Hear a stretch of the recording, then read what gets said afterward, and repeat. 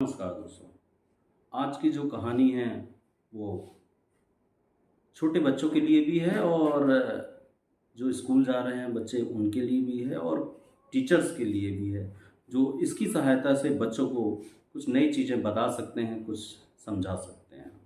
आज की कहानी का शीर्षक है चाँद का कुर्ता। दोस्तों, ये जो कहानी है इसमें एक बार चाँद को क्या सोचती है कि चलो आसमान की सैर करते हैं, और जैसे ही वो आसमान पर निकलता है सैर के लिए, तो वो उसको लगता है कि एक कुर्ता नया सिलवा लेते हैं। और वो कपड़ा लेता है और कपड़ा लेकर के दर्जी के पास जाता है और दर्जी उसका नाप लेता है और कहता है कि कल आ जाना, ये कुर्ता जो है वो ले जाना। चाँद चला जाता है और अगले दिन जाता है, तो कुर्ता जैसे ही देखता है तो नाप लेने पर समझ में आता है, पहनने पर, कि ये कुर्ता तो छोटा हो गया है। तो चाँद कहता है कोई बात नहीं, एक काम करो कि इस कुर्ते को रखा रहने दो और अगला जो कुर्ता है वो कपड़ा ले लो और इस कुर्ते को सिल दो, मेरा आज नाप ले लो। और फिर से दर्जी नाप लेता है और कुर्ता सिल देता है, बोलता है कल आना। और फिर से कल जब चाँद आता है तो कुर्ता जो है वो फिर से छोटा हो जाता है। तो दर्जी बड़ा परेशान होता है कि ये कैसा वो है।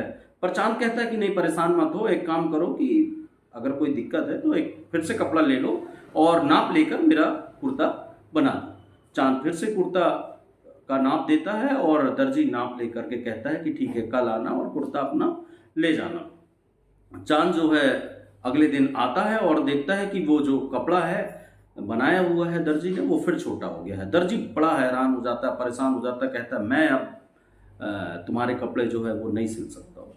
पर चाँद ने कहा नहीं नहीं, परेशान मत हो, एक काम करो कि मेरा कपड़ा ये फिर से ले लो। और ये प्रक्रिया दोस्तों 14 दिन तक, 15 दिन तक, लगातार 14 दिन तक चलती रहती है और चाँद अपना कपड़ा देता है और वो कपड़ा जो है वो छोटा चल पड़ जाता है। पर जैसे ही 15वें दिन के बाद नया दिन आता है तो चाँद जब वहाँ जाता है दर्जी के पास और कहता है कि देखो ये जो है ये कपड़ा दिखाओ, और वो कपड़ा पहनता है और वो कपड़ा फिट आ जाता है और उसका पैसा देता है और चला जाता है। अगले दिन फिर चाँद आता है, उससे छोटा जो कपड़ा था उसको पहनता है और पैसे देता है और चला जाता है। ये प्रक्रिया लगातार चलती रहती है पुनः 14वें दिन तक। दोस्तों, ये जो छोटी सी कहानी है ये उन बच्चों के लिए है जो फर्स्ट क्लास से 5th क्लास तक हैं, जिसमें पर्यावरण के माध्यम में ये बातें आती हैं कि जो टीचर्स हैं, अपने शिक्षक साथी हैं, वो बच्चों को ये कहानी सुनाकर उनको इस पूर्णिमा और अमावस्या पर जोड़ते हुए चाँद के बारे में जानकारी दे सकते हैं कि चाँद जो है वो कैसे छोटा बड़ा होता है।